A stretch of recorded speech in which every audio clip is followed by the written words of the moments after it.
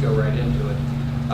We got interested in cybersecurity for critical infrastructure for industrial control systems. And one of the things we found in coming from a telecom perspective is that the manufacturing process control industry are interested in putting these systems on mobile networks. And there's opportunities, especially for deployment of small cells to take over industrial control systems and SCADA systems. But to do that, there's going to have to be a security layer that provides full information assurance that includes data at rest and data in motion. And this is rooted in primarily with critical infrastructure within the United States that'll either fall under, right now we're not sure, either by the Department of Homeland Security, that it'll be regulated, or an industry consortium that will establish standards. So with that, there's my slide. Alex Benitez is our senior scientist. He is also the technical lead for cybersecurity, and we'll finish the presentation. Okay, thank you very much, Bob. And I'd say it's a pleasure to be here. Grew up Long Island. It's the first time I've been back in like 25 years, so it's been quite an eye-opening few days here. Let's see. I just want to go ahead and talk about my background just very, very briefly.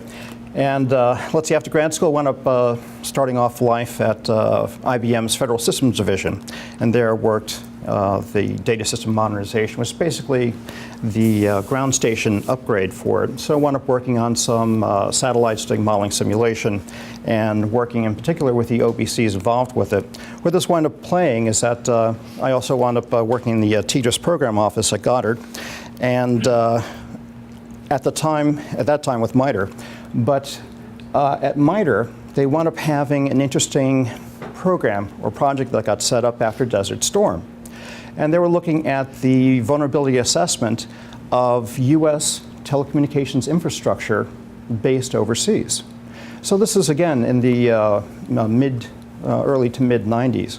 And with that, they needed to have folks well versed in complex systems as well as assembly level programming.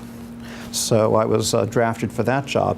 And that pretty much started the journey down into the bowels of network security, information security, securing our telecom infrastructure. At that point in time, you had major switch companies such as Siemens and the like dealing with X25.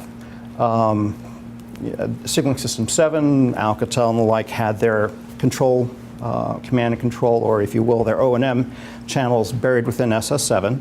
So, you know, this upstart protocol, IP, started to really become more and more a part of our infrastructure. So with that, the next steps really wound up having IP as being the next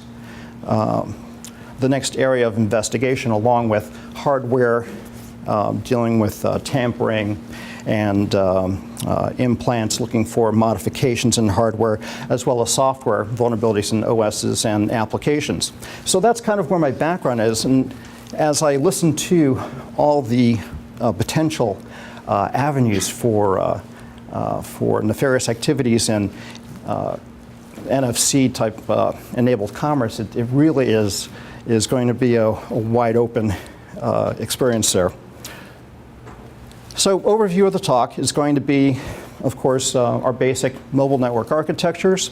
I'd like to go ahead and look at it from boundary conditions. I'm a physicist by training. So with that, I want to go ahead and establish the boundary conditions, take a look at it, take a look at the issues of real security versus compliance, which we tend to be right now in a compliance culture. So address that, and then take a look at our experiences with vulnerability assessments of IP-based systems. So this is our, for a baseline, I picked the 3G environment. And with that, you have really the last remnants of dedicated telephony-based protocols. Signaling System 7 being the major one at work here. connecting our mobile network to the public switch telephone network. And the legacy, if you will, telephony-based protocols are the ones that I have highlighted in blue. Where we see the emergence or the application of IP transport for moving data to the end user, it's in the red. So you have the internet being the connection, or at least connected to the mobile network through the gateway GPRS serving node for that, and that's the entrance into it. Overlaid on top of this diagram, you also have the management plane. Now, there are going to be many operators, particularly if they're smaller in a rural environment, where you're going to have them being well isolated from the internet in terms of their management networks. They're going to be closed. You've got the telephony protocols in a way that offer a layer of isolation and, in essence, security to their operations. As they migrate, as a rural, and I'm just picking on rural operators just as an example of a market segment that's making the transition to 4G, and in this case 3.9G as I talk about LTE. In this case, what the operators are looking for in that migration is to increase the throughput, lower the cost per bit of that transport, being able to make sure that they can leverage the infrastructure, the material, routers as opposed to circuit switch technology, and personnel. A key point of this is personnel. You're going to be able to find IP engineers a whole lot easier than you're going to be able to find someone who's worked in telephony at this point in time. So in taking a look at how you're going to increase the profitability of your communications network as you move over to LTE, you see the reasons for having that IP backbone technology, and really what you wind up having is the use of IP over we'll talk about backhaul from eNode Bs over to the Evolved Packet Core in a little bit, but we're talking really about the only legacy protocols may be between a media gateway and the PSTN. Now, I think it was Brad, I think you talked about earlier about the ability to fall back on circuit switch technology should LTE not support it or those connections not be available. And that really hasn't been included in this. This is really just a straight out IP being in the vertical. But what we do see is that IP plays in a very, very important part or role here. Now, for the operators, they were phone companies going into this as 3G operators. What they find themselves now in LTE or any 4G migration that they are going to undertake in the future, they're going to find themselves being ISPs. The third generation partnership project, those are going to be the those involved, the carriers, technology providers who find themselves developing the standards for the next generation of networks. They tell you, or they provide definitions of the interfaces, how to test the interfaces, test to the interfaces. They talk about the end-to-end security within their network, so from the end user device all the way up to the gateway. Okay, all that is considered, even with more attention to detail than in any previous GSM spec, 2G, 2.5G, or 3G. But the the items they really don't address is how does the operator take this new LTE infrastructure that is heavily dependent upon IP, integrate it within their corporate environment, or is it a bolt-on to an existing one? And then you have the user space, your corporate space, and then your O&M having to be addressed on the same network. There are no roadmaps to undertake this very, very important part of securing your network. And this is a little shift in presentation here. There are many standards that are out there. In fact, I love employing standards because there are just so many of them to choose from. We have the National Institute of Standards and Technology for the past well, actually going on 20 years now, putting out special publications in the 800 series dealing with information security. And kind of the grandfather of them all is the 800-53. And what you're going to find is that this document breaks down, I guess if you count the categories, which I have as I evaluate it and how we're going to use them, into over 180 different compliance boxes that you can apply to any, let's call it federal customer or anyone who wants to secure their network to, let's say, the level that the federal government would want to choose. They're advancing those specs, or at least those compliance documents, to industrial control systems, and even providing the methodology to perform this. But it really is addressing, checking a box. It's addressing compliance. If you were to take this document and say, all right, I'm now an ISP, how do I employ it? You just won't be able to do that in a simple step-by-step process and really understand the implications there. We have the International Society of Automation, ISA. They take a slightly different look or different take at industrial control systems, and we'll talk about that in a little bit as well. If you are a power producer, non-nuclear power producer in the US, you have a regulatory agency called NERC, and they're charged with electrical reliability, and they are really at the pinnacle of the compliance culture, if you will. If you are a power producer, power transporter, or local distributor of it, you have to comply with their information security specifications, or you're going to be fined. And they have the power to extract those fines for you on a anywhere from thousands of dollars per day per incident where you're not in compliance. Does that in itself improve the security posture of the power grid? Not necessarily, but it is a step in the right direction, but there are better ways of going about doing it. And then we're familiar with the DoD 8500 series, again, how do you secure DoD networks? And then we've got the ISO International Standards Organization for that. So how do we make sense of all these descriptions of how we would like to secure our networks? A group started off by the US's NSA and State Department wound up taking a look at all those specifications for security.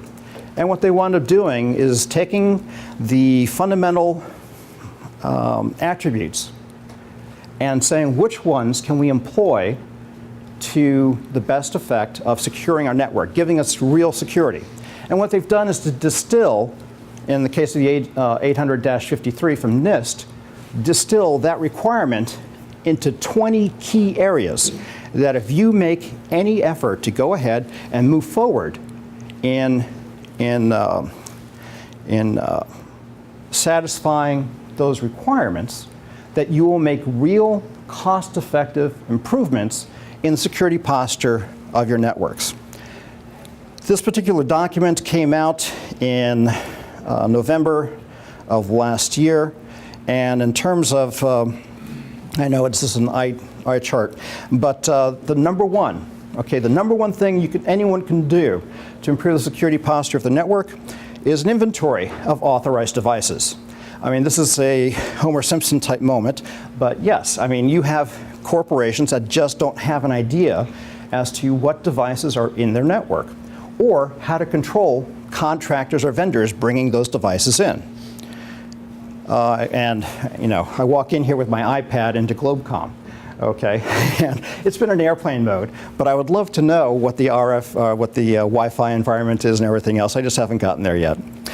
Inventory of authorized and unauthorized users, security configurations of the hardware and software. Do you have a change process? Can you test it ahead of time? These are all basic motherhood and apple pie type things, but when they're buried in those specifications, you kind of lose, and you are judged by your compliance to those specs, you really lose those things that are important in really securing your system.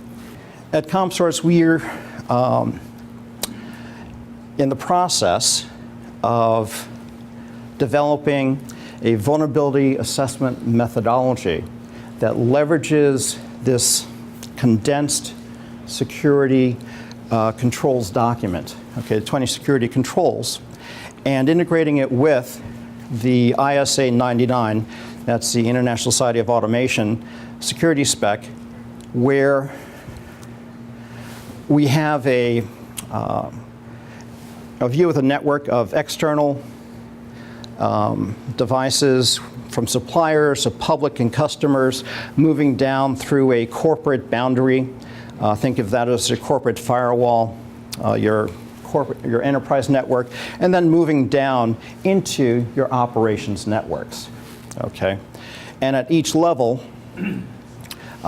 you would have the controls in place.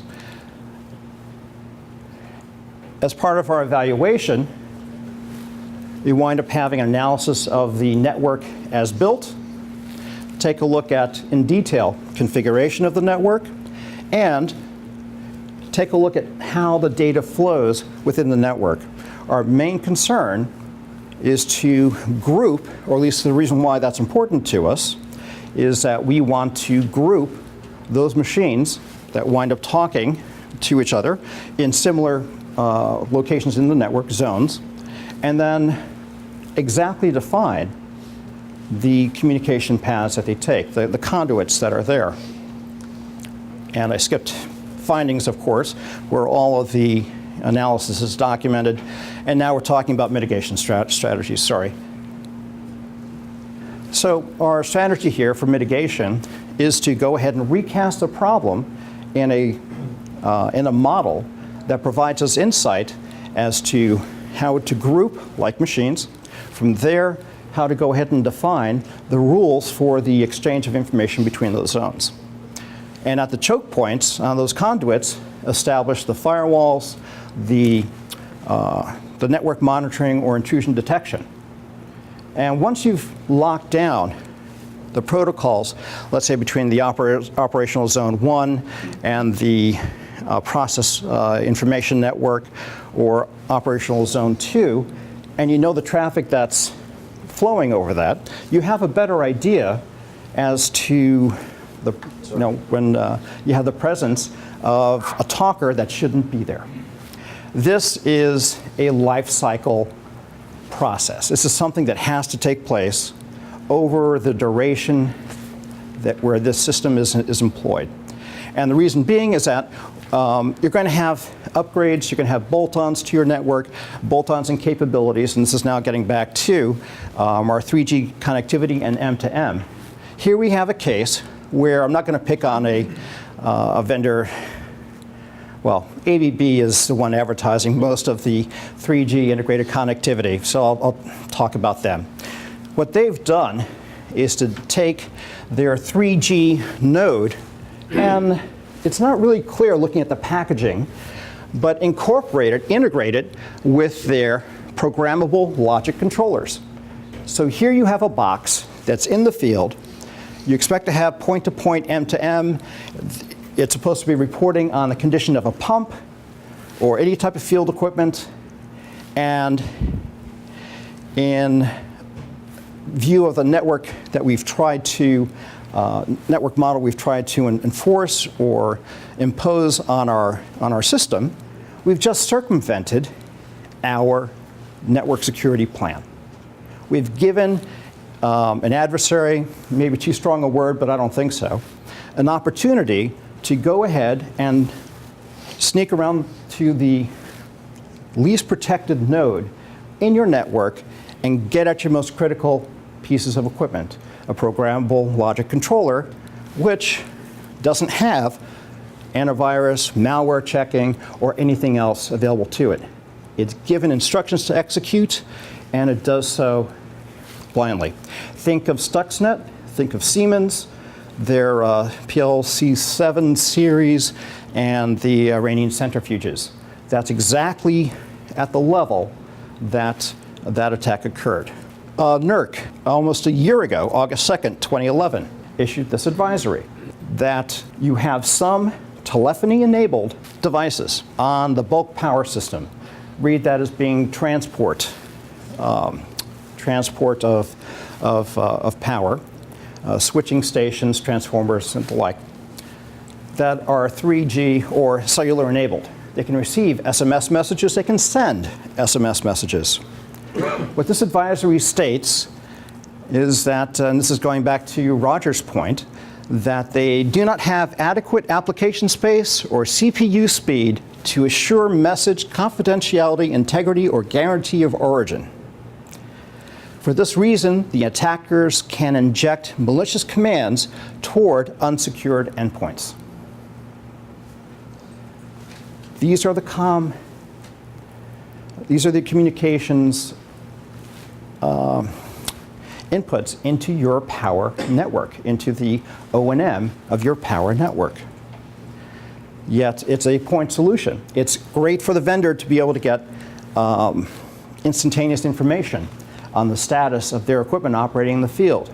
But with a well-crafted SMS message that any smartphone can go ahead and originate, it becomes a vulnerability. This is about as technical as I'm going to get here.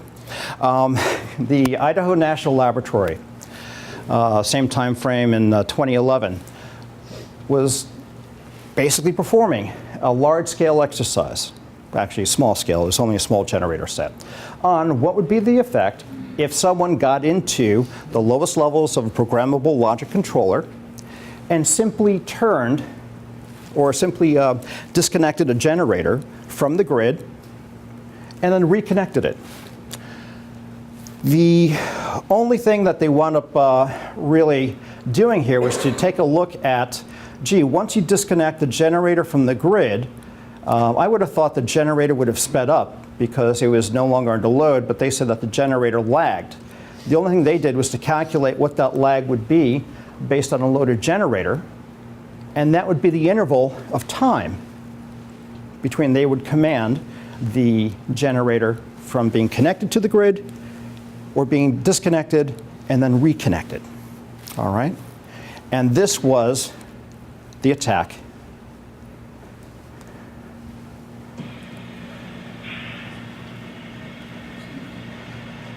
You have the diesel generator genset here. Those black things popping out, they're the vibration isolation mounts.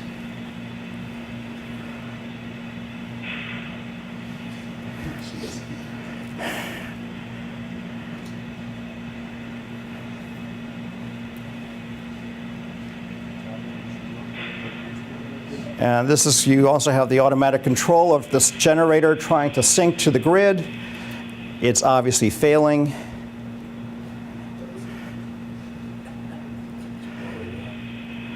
Okay, and basically you're going to have a puddle of molten copper as your primary winding, whereas your generator winding goes up in smoke. Hate to see hardware destroyed that way, but it was a very, very interesting and effective test.